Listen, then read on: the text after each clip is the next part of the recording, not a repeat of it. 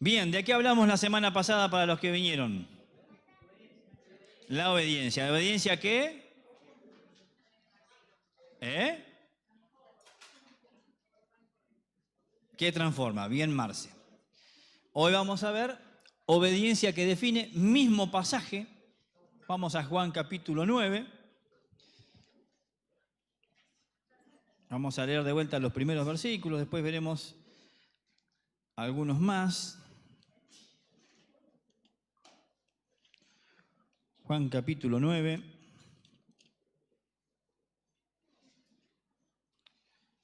Tenemos. Dice, al pasar Jesús vio a un hombre ciego de nacimiento y sus discípulos le preguntaron, Rabí, ¿quién pecó, este o sus padres para que naciera ciego? Jesús respondió, ni este pecó ni sus padres, sino que está ciego para que las obras de Dios se manifiesten en él. Nosotros debemos hacer las obras del que me envió mientras es de día. La noche viene cuando nadie puede trabajar. Mientras estoy en el mundo, yo soy la luz del mundo. Habiendo dicho esto, escupió en tierra e hizo barro con la saliva y le untó el barro en los ojos al ciego y le dijo, ve y lávate en el estanque de Siloé, que quiere decir enviado. El ciego fue, pues, y se lavó y regresó viendo. Padre, te pedíamos la semana pasada, abre nuestros ojos y te lo volvemos a pedir. Porque tenemos que trabajar en el tema de la obediencia. Nos vas a dar órdenes en este año y tenemos que revisar en qué cosas hoy no estamos cumpliendo, Señor. No como una cuestión, una indagación, como si fuéramos la Santa Inquisición, sino sabiendo que no vamos a avanzar en muchos aspectos si todavía tenemos cosas por resolver con vos. Por eso, Padre, danos revelación en el día de hoy de en qué cosas todavía estamos ciegos. En el nombre de Cristo Jesús, amén y amén. Generalmente uno podría declarar, no, pero yo no estoy ciego en nada. Es lo mismo que hicieron los fariseos. Así que no se te ocurra. Quienes peor están son aquellos que decimos, no, yo la verdad que la veo toda, la tengo clara. Yo por eso hoy, cuando cantaban que declaramos la victoria del Señor, me llamé a silencio. Y dije, perdón, Señor, porque lo declaramos acá y después no vivimos en victoria, porque todavía hay mucho que no estamos viviendo. No digo que no lo cantemos y declaremos, pero declararlo mañana, declararlo pasado, cantalo con la misma fuerza cuando todo se quiebre, repetilo hasta el cansancio cuando todo se desmorona. Ahí está el secreto. Aprendemos las canciones, pero no para cantarlas los domingos, sino para que se transformen en carne, para que acompañen la revelación de la palabra. Porque muchas veces cantamos acá, y cantamos y gritamos, y nos gozamos, y nos hace bien. Pero somos dignos de doble condena después cuando lo que cantamos, el enemigo puede tener la justificación de decir, qué mentiroso que sos. ¿Y quién es padre de mentira? Y después ¿a quién le echamos la culpa? Al diablo, obviamente, ¿no?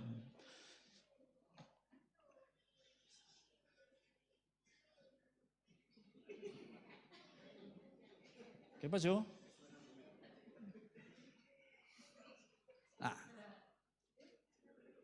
Lo tenemos acá el muchacho. No nos dice la edad, dice que era ciego de nacimiento, ¿sí? Y ahí, para comenzar, cuando otros lo veían desde sus imposibilidades, Jesús lo vio en la condición en que quedaría luego de su encuentro con Él. Eso es lo maravilloso de Dios. Vos te ves ahora, te examinás ahora y decís, no puedo, no estoy, no soy, nada. Dios te ve desde lo que va a hacer en vos si vos obedecés. Y quería que Él lo viera también. Y que su vida fuera definida de ahí en más por la revelación que recibiría en ese tiempo. La revelación de Dios, es decir, no el conocimiento de cierta palabra de Dios, sino esa palabra hecha carne, traída por el Espíritu Santo en nuestras vidas, viene a definir nuestra vida. Por eso hoy es obediencia que define. No nos definen nuestros credos, o sea, lo que decimos creer. No nos definen nuestras canciones, nos define nuestra obediencia. Si obedecemos o no. Y la obediencia, dicho así, a veces parece que fuera algo que nos acota, cuando en realidad la obediencia a Dios es algo que nos libera. Después vamos a avanzar más en eso. La obediencia, lo dijimos el otro día, le posibilitó tener mayores niveles de revelación y por ende de libertad. Dijimos el otro día, a mayor revelación, a mayor libertad, mayor revelación, a mayor obediencia, más revelación. Por eso es buen momento para revisar y revisar y revisar, y después lo vamos a hacer. Tengo una serie de versículos que hemos visto y algunos que no, a ver si lo hemos obedecido y a ver cómo estamos. Porque mucho de lo que nos pasa es no por lo que sabemos, sino por lo que sabemos y no caminamos. ¿Bien? Siempre tiene que ver con eso. Siempre tiene que ver con eso. La obediencia le trajo mayor revelación de Dios. Eso lo dijimos otro día, lo puse en el bosquejo como punto, así que vamos a pasarlo bien. ¿Sí? Primero él pensaba de sí mismo, de Jesús, perdón, que era un hombre. Versículo 11, ¿qué dice?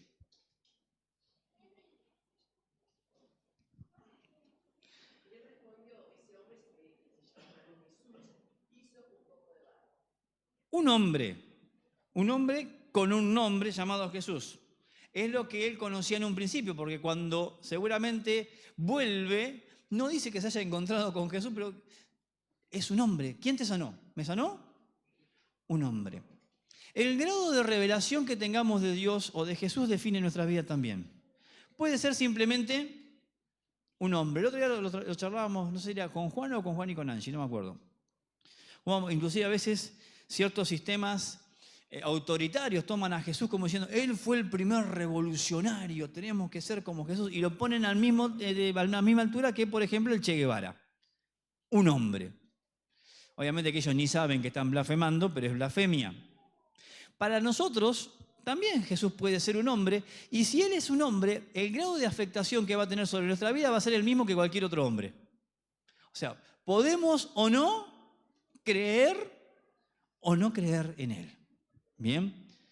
Después él, cuando obedece y es limpiado y demás, versículo 17, le preguntan de vuelta, ¿quién es? Y él dice, es un profeta, un escalón más. No, ya no es un hombre solamente.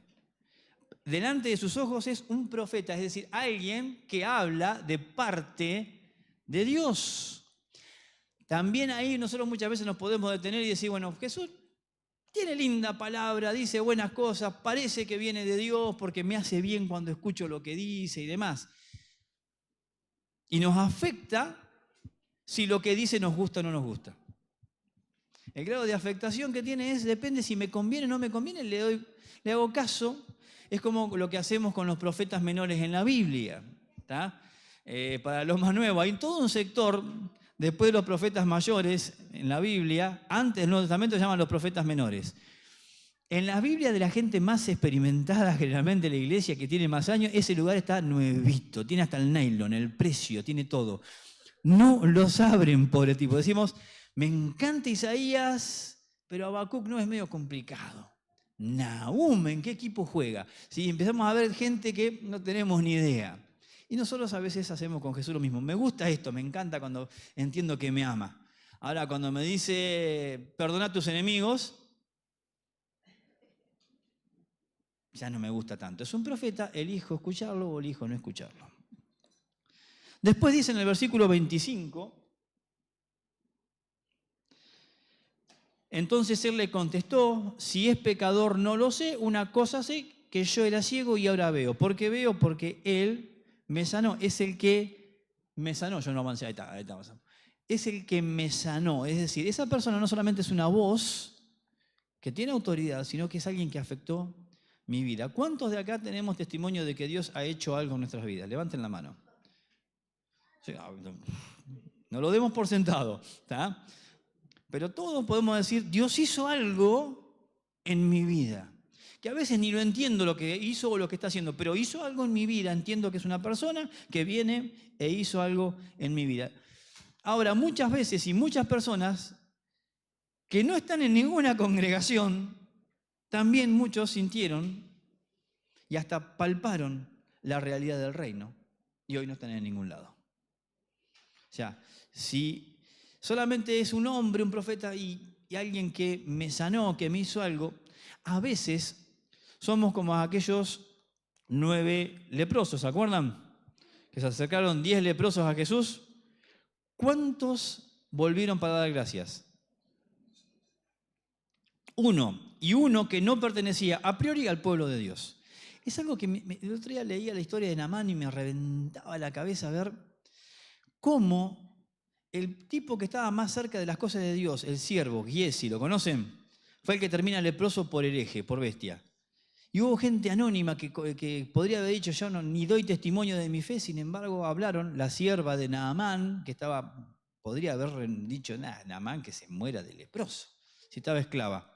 ¿Tá? A veces más cerca decimos que estamos de Dios y estamos lejísimos, sin ese. El que me sanó. Esos 9 leprosos habían recibido la misma sanidad que el que volvió, pero uno solo dijo, yo le voy a dar gracias, yo lo adoro, porque se tira, se postra. Después avanza un escaloncito más. Uno que viene de Dios, o sea, es evidentemente un enviado de Dios. Dice, si este no viniera de Dios, no podría hacer nada. Está dándose cuenta que tiene una autoridad que Dios le ha delegado. Ya hay un grado de autoridad sobre Jesús que él mismo pone, que es mucho mayor y mucho más intenso, lo que lo lleva después, en el versículo 38, vamos a leer desde el 35. Jesús oyó decir que lo habían echado fuera y cuando lo encontró le dijo, ¿crees tú en el Hijo del Hombre? Él le respondió, ¿y quién es, Señor, para que yo crea en él? Sabía bien lo que era el título Hijo de Hombre este judío, porque Hijo de Hombre significaba el Mesías. O sea, ¿quién es? ¿Dónde está?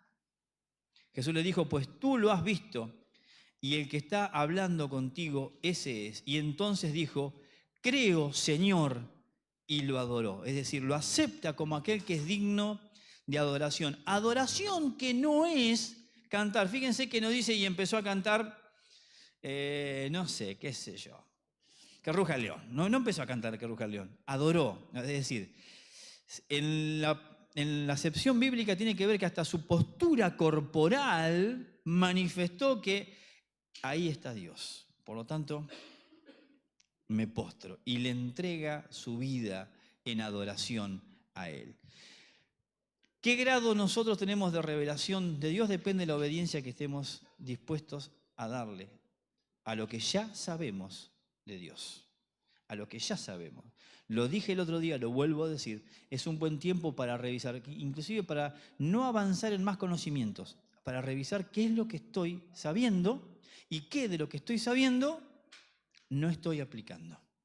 Porque todo lo que me está pasando, sí, Satanás juega su parte, todo, pero todo lo que me pasa tiene que ver con cosas que no estoy obedeciendo de lo que ya sé y quizás que lo sé hace muchísimos años y todavía estoy trabado ahí. Bien. Todo eso por hacer caso e ir en pos de la voz de Jesús hacia una dirección que él no veía aún. Todo eso pasa y se va desatando cuando el Señor le dice, ¿se acuerdan? Andá y lavate al estanque de Siloé, cuando él todavía era ciego. O sea, cuando decide obedecer esa voz que él pone como autoridad sobre su vida, aunque no tiene evidencia de nada en ese momento. Todo eso lo desata la obediencia. Tac, es la llave. Tac. ¿Queremos avanzar? Es obediencia. ¿Queremos saber más? Obediencia. Ahora, también la revelación le dio mayor, la obediencia también le dio mayor revelación sobre sí mismo. Cuando obedezco, me voy descubriendo y me voy viendo tal cual Dios me ve. Cuando no obedezco, sigo siendo lo que soy. ¿Sí? Sigo siendo aquel que pecó, aquel que hizo esto, aquel que hizo aquello, aquel que o aquella que. Ahora, cuando obedezco, empiezo a ponerme en los propósitos de Dios y me encamino a hacer lo que Dios me ha diseñado para hacer. ¿Se entiende? Mientras no obedezco, sigo tabula rasa, sigo siendo una hoja en blanco. Cuando obedezco, Dios empieza a escribir en mi vida. Pero es cuando obedezco. Acá quiero que esto de la obediencia, porque somos muy duchos en esto, y siempre lo digo, pero somos muy duchos, no quiero que pienses en la obediencia ¿de quién? Del otro. Empiezan a mirarse los matrimonios, ¿viste? Padres a hijos, hijos a padres. No, es tu obediencia. O sea que ahora, ¿se acuerdan el Superagente 86, los más viejos? No digan que no. Yo no lo conozco, dicen, qué careta que son, Señor, están en el templo, te cantan y después mienten, qué feo, qué feo. ¿Se acuerdan del cono del silencio? Eso que bajaba, que era silencio en serio porque no se escuchaba nada. Bueno, hagan de cuenta que ahora baja un cono, hace mucho calor, pero tiene aire acondicionado y helado adentro, ¿sí? Baja un cono y estás solo, estás sola. No es para que juzgues a otro. Si fuera un juicio esto, el acusado soy yo. Decilo, el acusado. Sabemos que nadie nos acusa porque el Hijo vino a liberarnos, pero está bueno cada tanto ser confrontado. A mí me duele mucho, pero es lo mejor que pasa. Créanme que todo esto que les voy a decir es un diálogo que ya está teniendo el Señor conmigo y que tiene el Señor conmigo. Si no, no tengo autoridad para decirles absolutamente nada. Bien. Al principio, él era un ciego mendigando y no había pistas de que su vida cambiara para absolutamente nada. No había planes sociales del gobierno, no había nada para los ciegos. Lo que le quedaba al ciego era la misericordia de los demás, la lástima de los demás. Entonces, él, cuando comienza la historia, es un ciego, tachito, gorra, canasta, no sé lo que tendría, pero que estaba taca, taca, taca, taca, taca, taca, taca, taca. Acá no se ve, gracias a Dios, y espero que nunca se vea, pero en ciudades grandes vos ves, en muchas iglesias católicas grandes, ves gente en la escalera. Gente que le falta una pierna, que está ciego, y están con la latita, con lo que sea, y es una visión que te estruja el corazón. Bueno, al parecer en el templo de Jerusalén o en Jerusalén había montones, porque se nos dice también, ¿se acuerdan? Cuando viene Hechos, que había uno que estaba hacía un montón que estaba ahí, o sea que había gente que ya estaba puesta ahí, era su lugar, donde se ganaban el pan diario a través de la lástima de los demás. Y él, hasta ese día, hasta que no obedeció al Señor, fue y parecía que iba a seguir siendo siempre un ciego que mendigaba.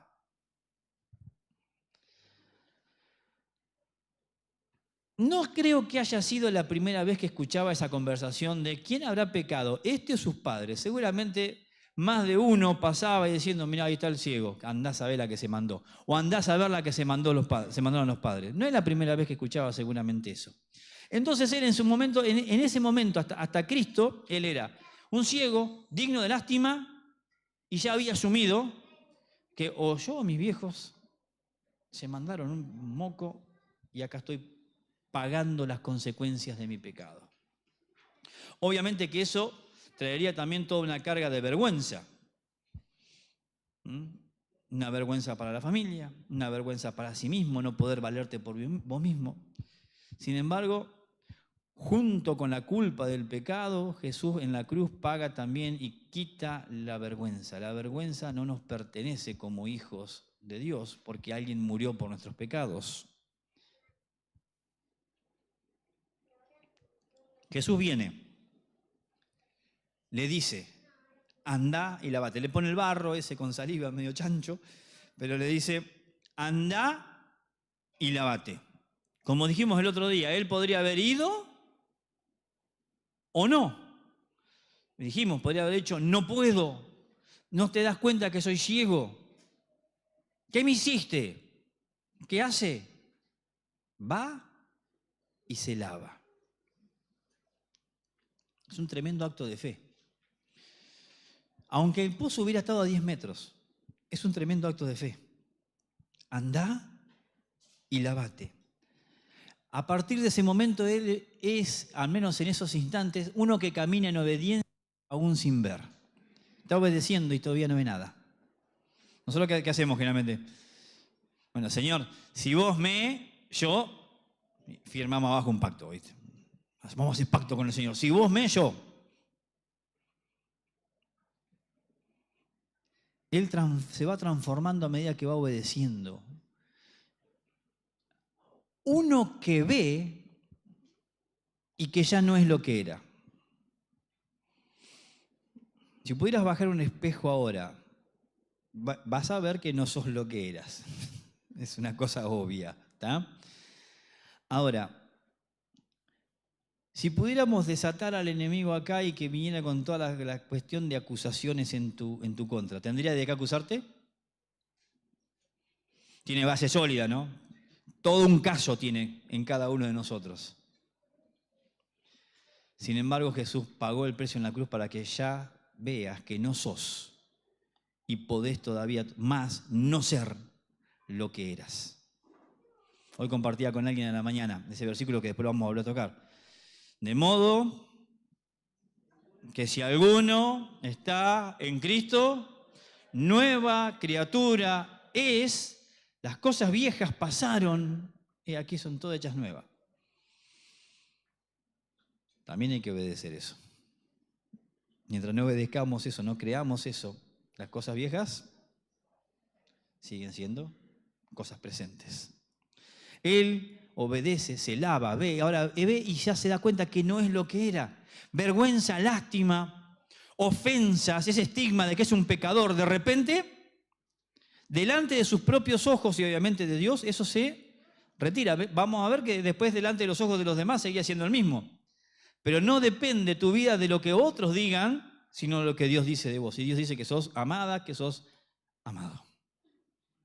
Y eso basta. O sea, debería bastarnos. De repente es uno que es liberado de las redes de la religión. La religión decía, este es un pecador. Dios le dice, vos sos libre. La religión le decía, vos estás confinado ahí porque estás pagando por tu pecado. Jesús dice, yo pagué por tus pecados. Lo que hiciste antes queda borrado. Hoy tocaban en el texto de Colosenses 2:15. Todos tus pecados. Haced de cuenta que tenés una lista de todos los que hiciste antes. ¿Sí? Agarrás acá el papiro. Si no te da lugar, salí afuera y extendelo en la cuadra. Así, el papiro. ¿Ah? Todo eso es lo que hiciste. ¿Sabés qué hizo Jesús cuando murió por una cruz? Lo colgó a esa acta y dice, esta persona ya no tiene deuda porque el pecado ha sido perdonado y pagado por la sangre del Cordero. ¿Amén? Eso hizo. Ahora, muchas veces seguimos pagando las consecuencias porque no creemos y porque no obedecemos. Y porque volvemos, como dice la Biblia, vuelve el perro. No, eso lo dice el Chavo.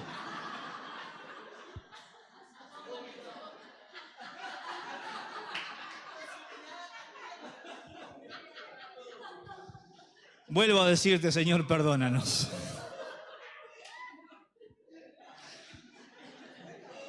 Lo único que falta es que diga que somos tiburones, me digan ahora y estamos, ay, Dios. Entre la llorería y eso.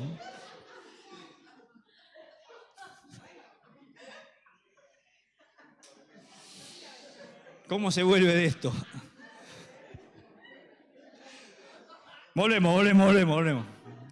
Javi, después háblalo. ¿Iba a contestar lo mismo? Madre mía.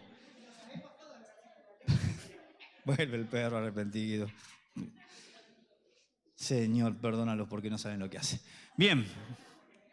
Se transforma y empieza a ser uno que no teme dar testimonio de su fe.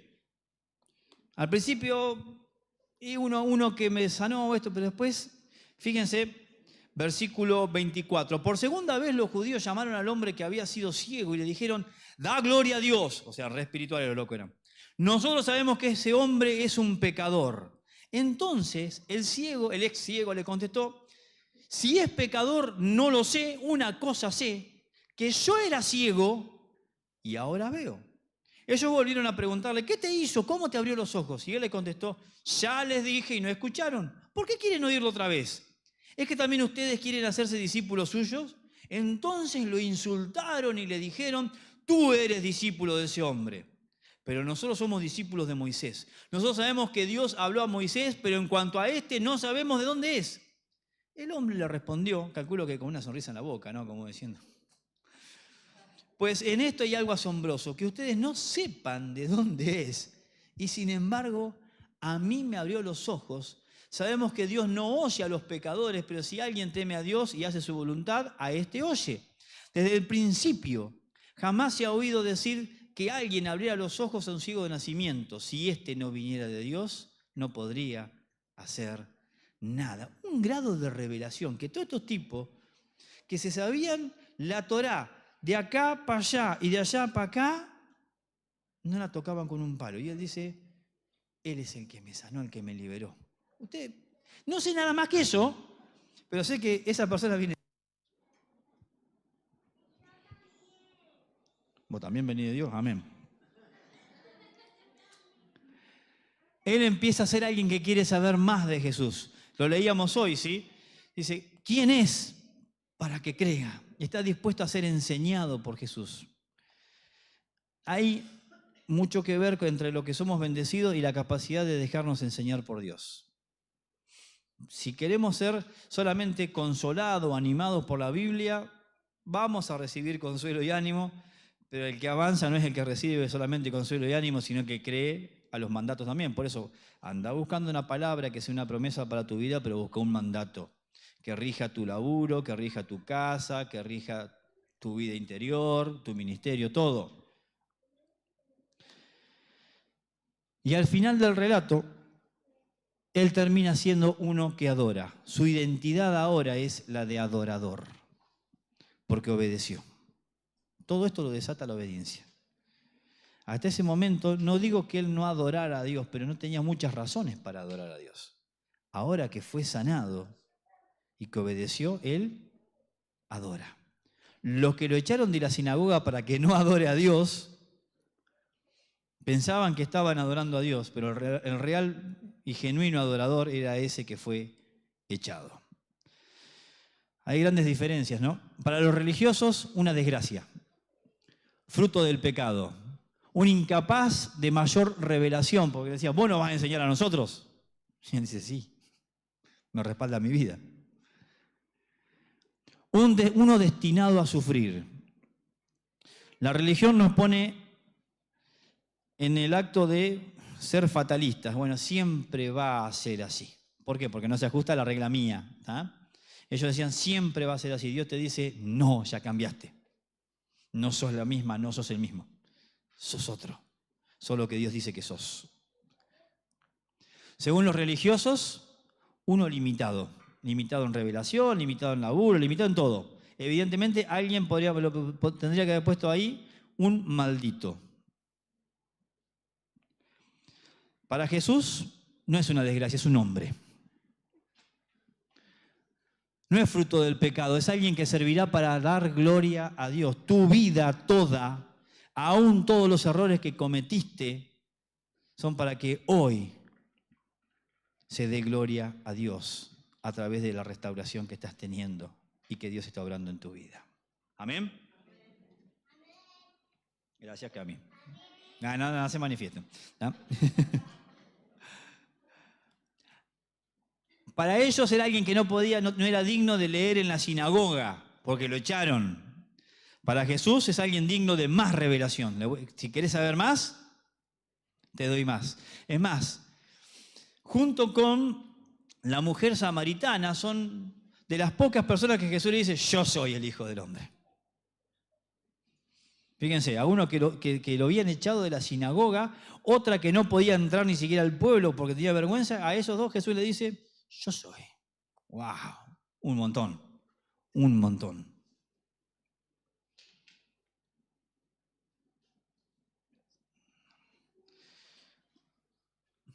Para ellos uno destinado a sufrir, para Jesús uno destinado a vivir, y a vivir plenamente, a vivir como Dios manda.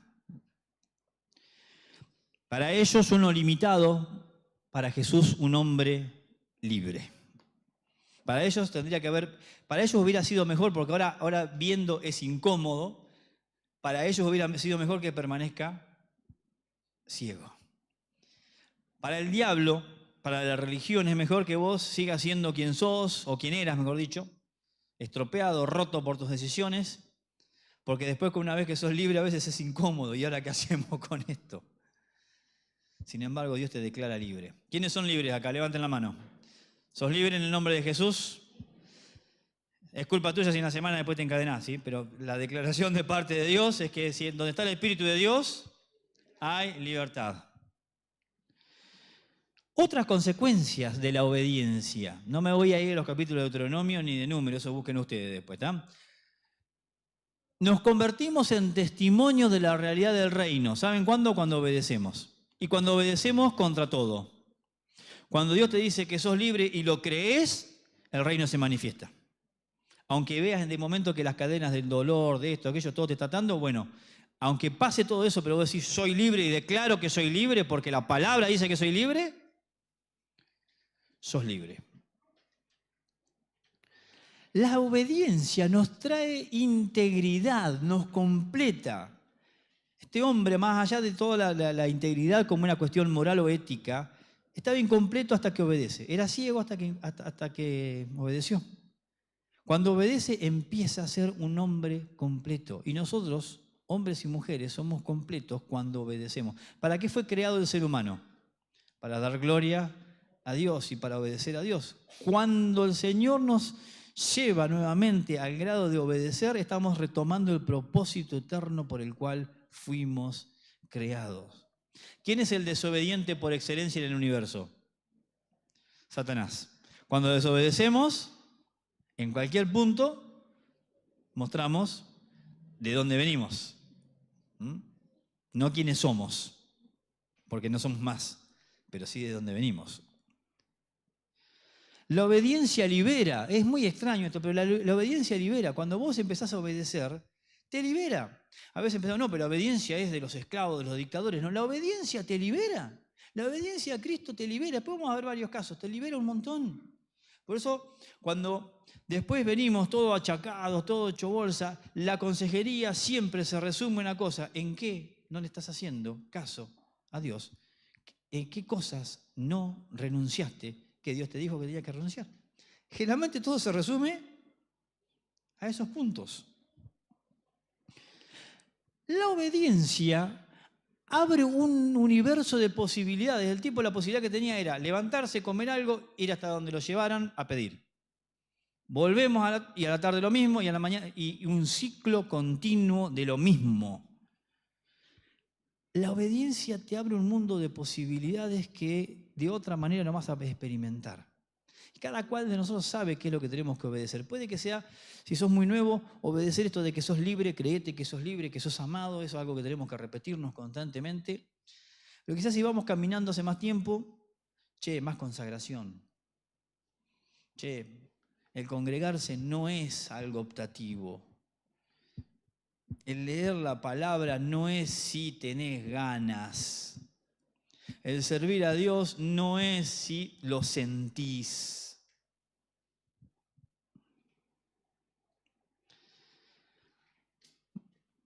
Conocerán la verdad y la verdad los hará libres. ¿Ah? Pero esa verdad para liberar primero debe ser autoridad en mi vida. Lea el versículo 31, 8:31. Porque nos gusta eso de conocerán la verdad y la verdad los hará libres. Pero antes de eso está el versículo 31. ¿Qué dice?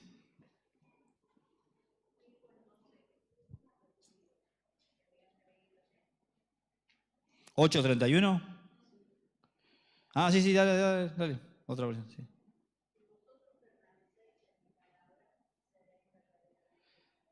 ¿Qué es permanecer en la palabra? Agarrar y pararme arriba de la Biblia, no salir de ahí. Algunos lo hacen. ¿Qué es permanecer en la palabra? Ser obediente, creer lo que dice y obedecer lo que tengo que obedecer. Eso es. Si alguno entonces permanece en mi palabra, verdaderamente son mis discípulos, y ahí entonces conocerán la verdad, y ahí entonces la verdad los hará libres. Ahora, ¿quién es la verdad? ¿En quién tenemos que permanecer entonces? Yo soy el camino, la verdad y la vida. Es lo que el ciego hizo. Creyó en quien es la verdad. Creyó que lo que se le decía era verdad y fue absolutamente libre.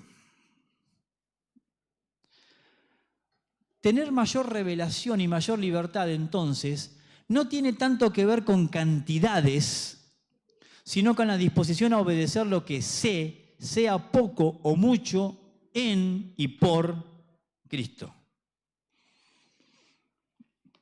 Hoy es el día en el cual cualquiera de nosotros puede tener a disposición a un solo clic conocimientos que a otras personas, conocimientos en cuanto a cosas que podés aprender, ¿no? Que otras personas hace 20, 25 años tendrían que haber ido a bibliotecas, esto, aquello, y nosotros hoy hacemos pic, ra. O sea, en cuanto a disponibilidad de saberes, es una época maravillosa.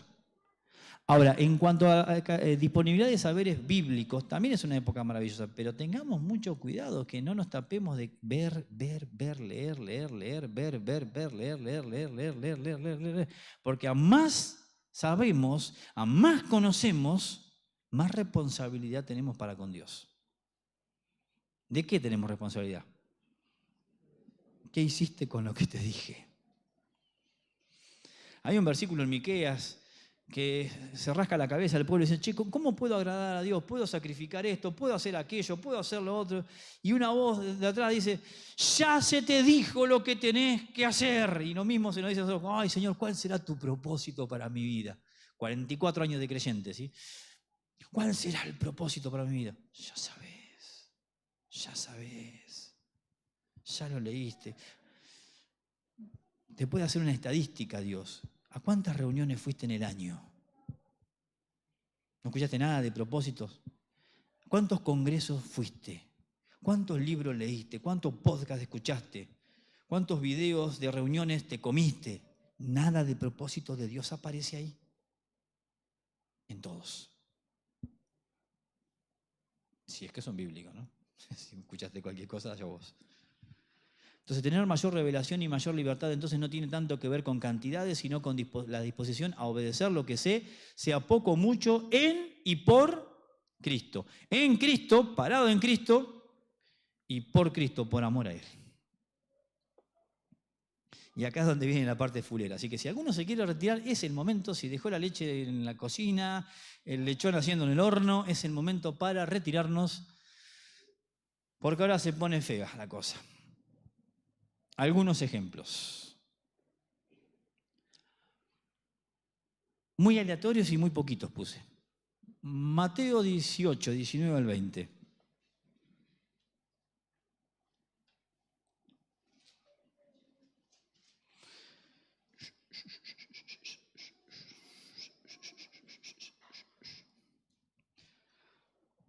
Mateo 18, 19 al 20. Especialmente esto para cristianos, obviamente. Los solteros no van a zafar, o viudos no van a zafar, pero muy especialmente para matrimonios, y vayan preparándose porque me dijeron que el que viene también no viene a decirles qué lindo que son, qué hermosos, ¿está? Espero que no nos diga eso, porque ya sabemos que somos lindos y hermosos y así nos va, ¿bien? ¿Qué dice Mateo 18, 19 al 20?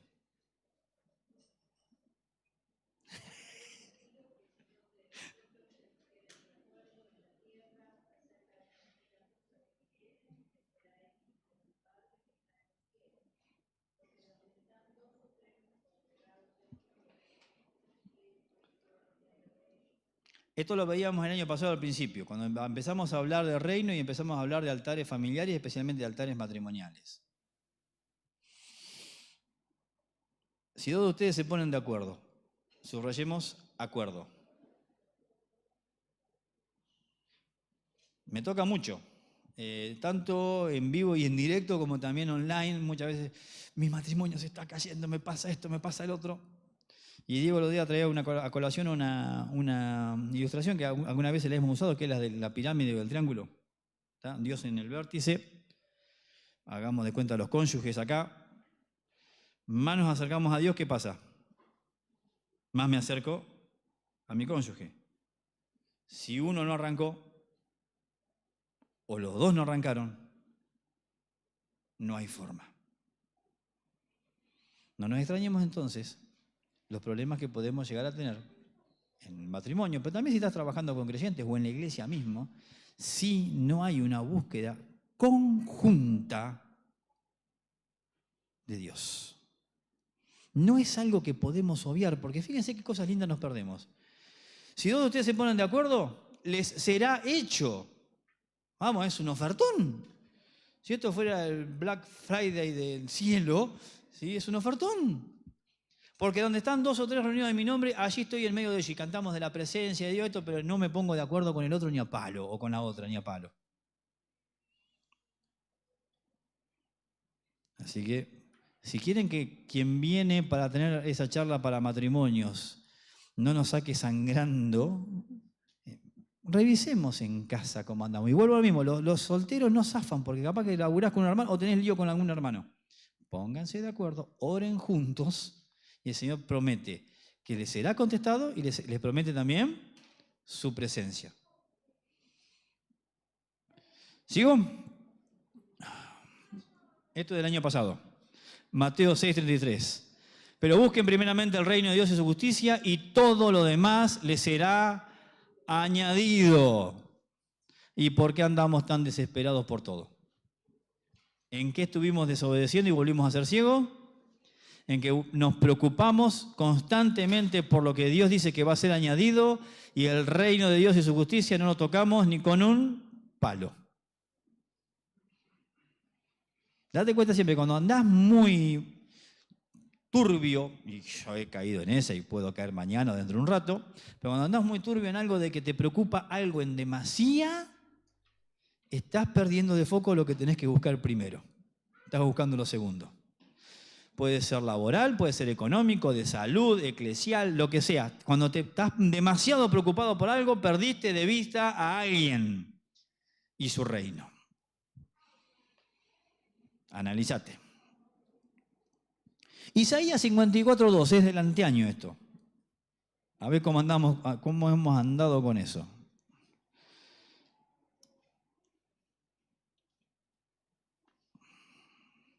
¿Se acuerdan? Ensancha el lugar de tu tienda, extiende las cortinas de tus moradas, no escatimes, alarga tus cuerdas y refuerza tus estacas. ¿Cómo vas todavía con eso? ¿Sigue siendo una carpa para una sola persona? ¿Las estacas están medias así oxidadas como las que encontramos en la playa? ¿O tu vida se expandió algo en este tiempo? Porque es un mandato, no está dando una promesa ahí, es un mandato. Y son palabras que dijimos amén durante todo el 2024. ¿Cómo estás con eso? Los que son más nuevos y vinieron después del 2024 zafan, ¿sí? Digan, no respiren así, muevan los hombros, ¿tá? Pero el Señor nos dijo, ensanchate. ¿Qué es ensancharse? Empezar a planificar tu vida con Él a que sea mucho más de lo que hoy es. Yo me empiezo a mirar a mí y veo, sí, me he ensanchado, me falta un montón. Pero sin vergüenza lo puedo decir y sin agrandarme tampoco, me he ensanchado. ¿Por qué? ¿Porque soy yo? No, porque creo que si Él me dice ensanchate es porque se puede. ¿Amén? Efesios 5:21. Ay, ay, ay. Acá se arma el lío. Acá van a llover los divorcios. Pero ¿saben que hay una subversión muy grande del diseño de Dios en muchas familias aún cristianas? Hay un diseño, y acá no hablo de machismo ni de feminismo, pero hay un diseño. Hay un diseño puesto por Dios. Insisto, no tiene nada que ver con que alguien sea mayor, menor, es un diseño.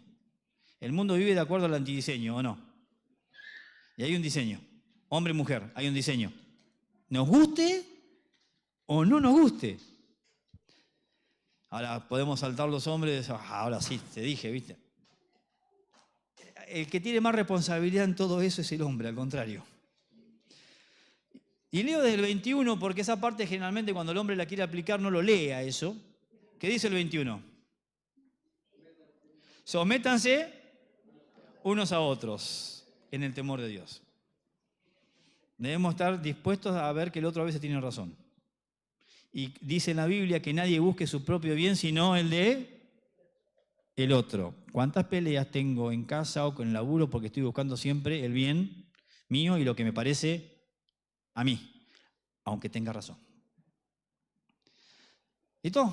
Seguimos. las mujeres estén sujetas a sus propios maridos como al Señor. O sea, si vos decís que adorás al Señor, estás sujeta al Señor, la consecuencia lógica es sujeción al marido. ¿Qué significa sujeción al marido? Ahora sí, el hombre se pone bigote ancho, gorro mexicano.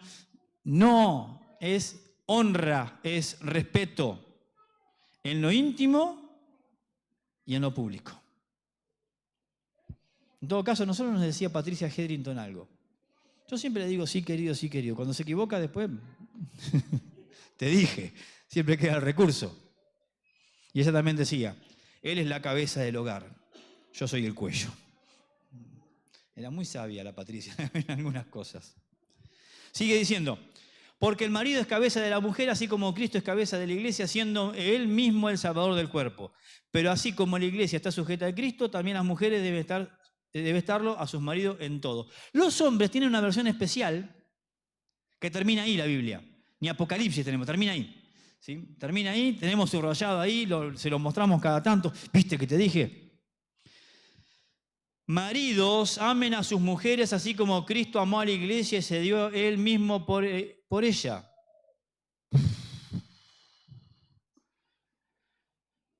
Marido, tenés que estar dispuesto a hacer lo mismo por tu esposa que hizo Cristo. Y no solamente el tema de morir en la cruz, porque eso sería un acto y ya está, sino constantemente, sacrificialmente por tu esposa. Ahora las mujeres respiran aliviadas, ensanchan, empiezan a mirarlo con un dedo acusatorio. Él se dio mismo por ella para santificarla, habiéndola purificada por el lavamiento del agua con la palabra, a fin de presentársela a sí misma a una iglesia en toda su gloria, sin que tenga mancha, ni arruga, ni cosa semejante, sino que fuera santa e inmaculada. Así deben también los maridos amar a sus mujeres como a sus propios cuerpos. El que ama a su mujer, a sí mismo se ama, porque nadie aborreció jamás a su propio cuerpo, sino que lo sustenta y lo cuida, así como también Cristo a la iglesia, porque somos miembros de su cuerpo. El versículo después no lo voy a tocar después, pero fíjense en proporción, ¿cuál es más largo, lo que se le dice a las mujeres o a los hombres? ¿Por qué?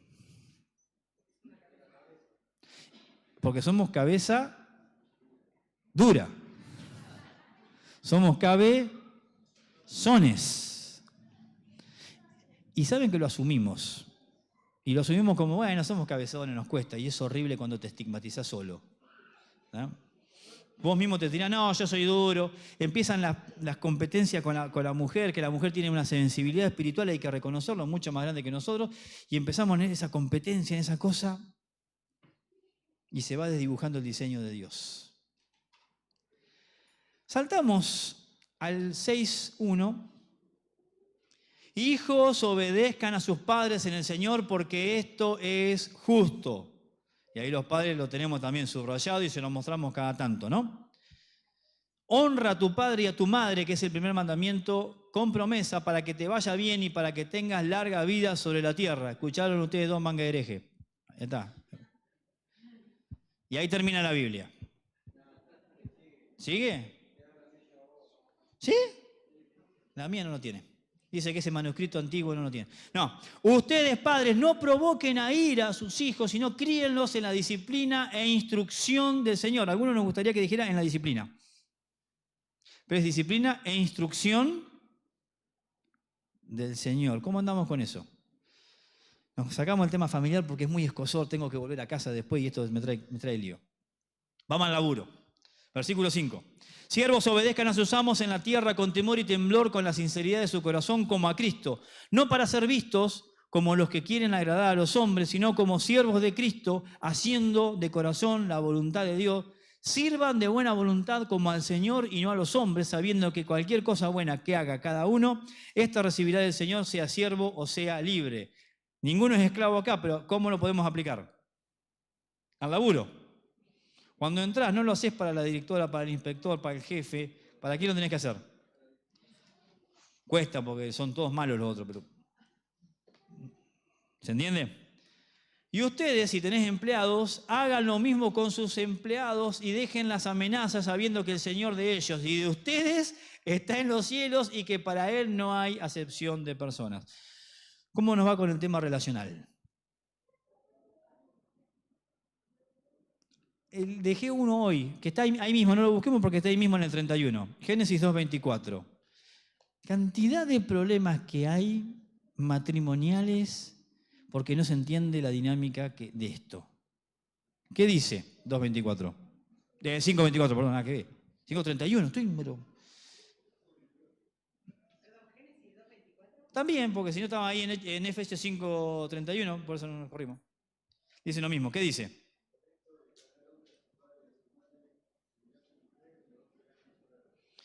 Esto no anula el tema de honra a tu padre y a tu madre, pero a partir de que vos te vas, tu primera honra es para con los de tu casa donde vivís ahora. Por eso yo sé y entiendo la dificultad económica a veces que tiene que ver con tener que vivir en el fondo de la casa y está bien, a todos nos puede pasar, yo no digo que no, capaz que tengo que volver, el terreno de mi viejo es grandísimo. ¿Está? Dice que no, aquella otra no. Al de tu casa tampoco.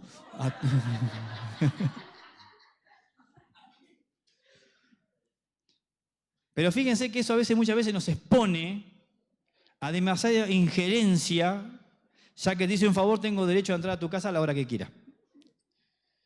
Y ponerle que sea la mamá del nene, no me lo trates así, no le lavas la ropa, no haces esto, no haces aquello, no haces lo otro. Dejará el hombre a su madre y a su padre y serán una sola carne, una nueva historia. Porque de hecho, adivina qué va a pasar con tus viejos si están vivos en algún momento. ¿Qué va a pasar? Se van a morir. Con los pibes que tenés, ¿qué va a pasar un día? Se van a ir. Recordemos, esposos y esposas, que cuando todos más se vayan, seguimos siendo lo que prometimos en los votos que éramos. Porque a veces inclusive pasa, y acá le tiro a las madres, ¿está? No, porque mis hijos son todo. Primero el esposo, después los hijos. Si no, estamos subvertiendo el orden. Y estamos viendo que después donde los hijos no estén, ¿qué hago con este que tengo acá al lado? No nos pasa a ninguno de nosotros somos todos. Estoy hablando de otra congregación, de otra gente. Ponele. Mateo 5, 27 al 30. Este es horrible. Mateo 5, 27 al 30.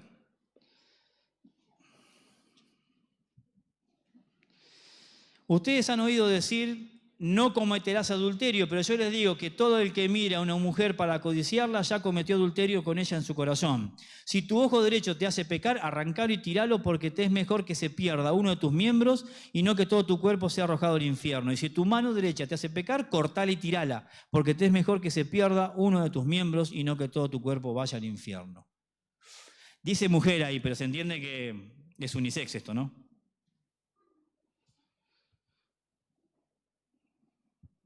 ¿Cómo te va con eso? Hoy día que podemos ver cosas que antes habría que pagar en todo caso y lo podés ver haciendo... Yo agregué una que ahí no está, que es una que decíamos hoy, 2 Corintios 5, 17. Ya lo sabemos, de modo que si alguno está en Cristo, ¿cuál es la condición? Estar en Cristo, que eso tiene que ver con la intimidad de que hablábamos hace ya casi 2 años y algo. Esa intimidad, esa cercanía, esa búsqueda de Cristo. Si yo no estoy en Cristo, todo lo viejo en mí, ¿qué pasa? Sale, se ve, otros lo pueden notar. ¿Por qué? Porque no estoy en Cristo. Y acá hago una pregunta. ¿Es necesario que siga? No, sí, está ahí.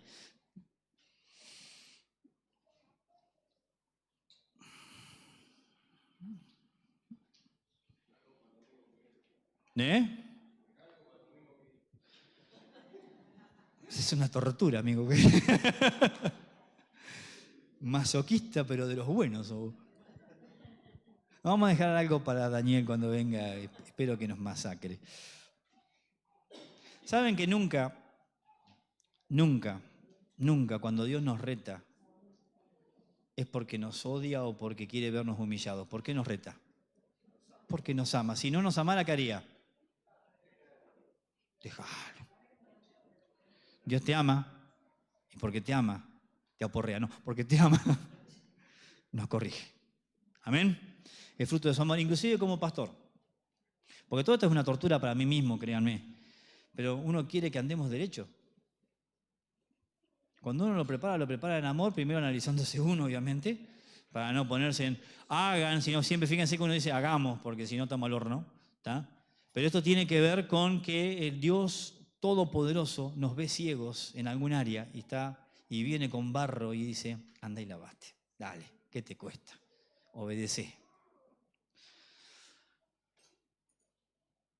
Quizás ninguno sea el afectado hoy por esto, o quizás todos o quizás algunos, pero hay una buena oración que podríamos hacer. Perdona, Padre, nuestra ceguera.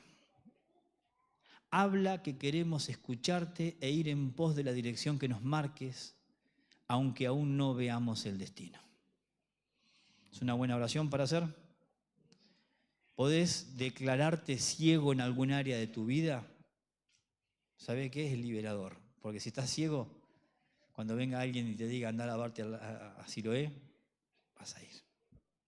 Ahora, si vos decís, no, la verdad que en el examen saqué un honroso 7, seguí ciego. Estos fariseos que acusaban a este hombre, después le dijeron a Jesús, ¿estás diciendo que nosotros somos ciegos? Y Jesús le dice, si no estuvieran ciegos, no haría falta que les diga nada, pero estaban ciegos. Cerrá tus ojos y volvete ciego por un cachito.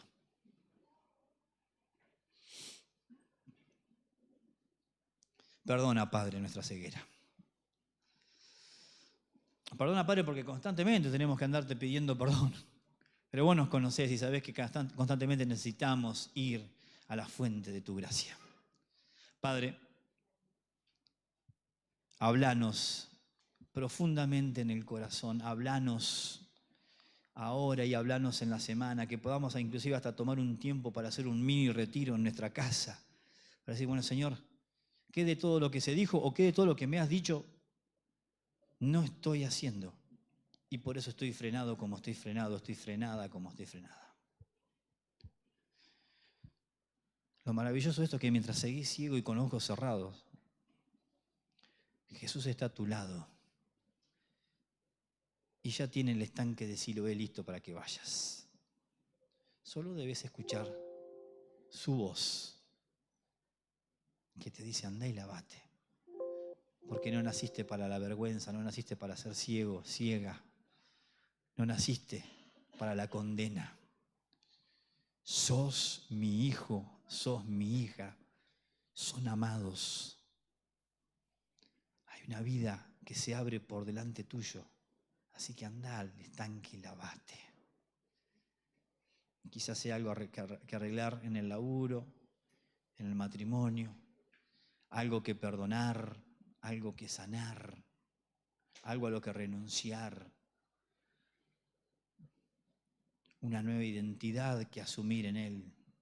Cualquier cosa que sea en el nombre de Cristo, declaramos que aunque sea a tientas vamos a ir al estanque de Siloé. Escuchamos tu voz, Señor. Escuchamos tu voz. Y en esto muchas veces no podemos solos, necesitamos que otro me ayude. Que alguien me tome de la mano y me lleve hasta el estanque de Siloé. Por eso si alguien quiere hoy dejar de ser ciego en un área de su vida y quiere que oremos por él o por ella, podés ponerte de pie. ¿Sabés que no hay vergüenza en eso? La peor vergüenza es que te quedes ciego, mendigando la lástima, mendigando favores. Si querés dejar atrás el pasado y tener una vida de posibilidades, ponete en pie. Ponete en pie y vamos a orar por vos. No es obligación, pero lo hago porque quizás solo no puedas, sola no puedas.